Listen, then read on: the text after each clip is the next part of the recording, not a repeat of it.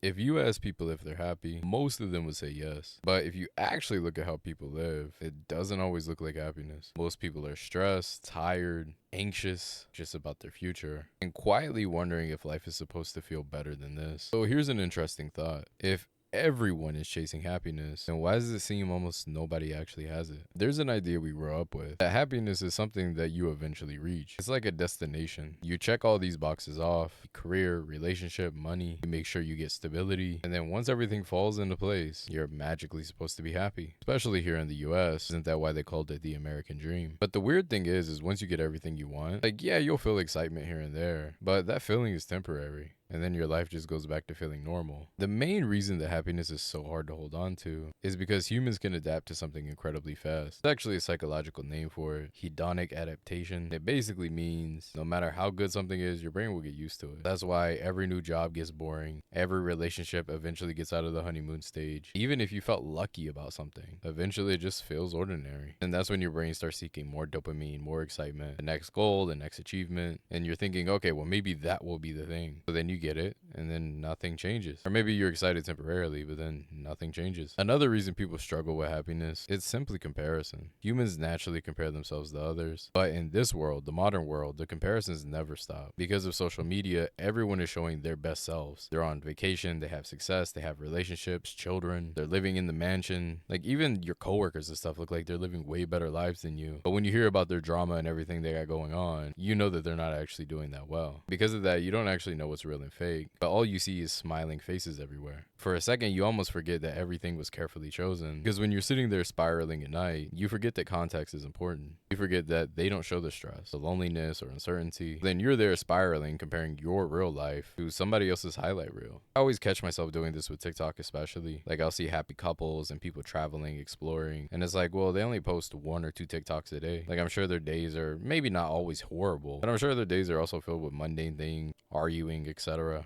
But when you do that, it makes it feel like everyone else is doing better, even though you know they're probably not. But there's also something deeper there. I think the way that society talks about happiness is unrealistic. Like, happiness is made a goal. And then they say that essentially you're supposed to have that all the time. Your life is supposed to feel exciting and fulfilling. Psychologically and clinically, humans don't work like that. Human emotions don't work like that. They're always going to be stressed. There's always going to be uncertainty, frustration. I mean, bad things just generally happen to you. And your life is probably mostly going to feel boring and repetitive. And that's not something wrong. That's just being alive. It's like there's this expectation for happiness to be constant. But when you're just at like a baseline state 80% of the time, all of a sudden you start to feel like a failure. And then you start thinking something's wrong with your life. And it's like, no, in reality, it's just completely normal. Another thing that people don't really think about: everyone is pretending way more than you think. Because nobody's just going to show when they're not. Because even when people do, like, you know that annoying coworker who's just always talking about how unhappy they are? Imagine if everybody was like that. So instead, most people just bottle it up, say it's a phase, whatever, make it whatever excuse they have to do, and they just keep it pushing. Like, for example, my boss at my job is a huge a-hole. And a lot of us always talk about how miserable his life must be, but I've never heard this man once talk about his personal life. People smile and they go to work. They tell others that they're doing fine, even when they're feeling certain inside. And sometimes you can see it on them. You can see that they're not okay, but they're not going to say anything. You're just wondering, is everyone happy? Like, what's really going on here?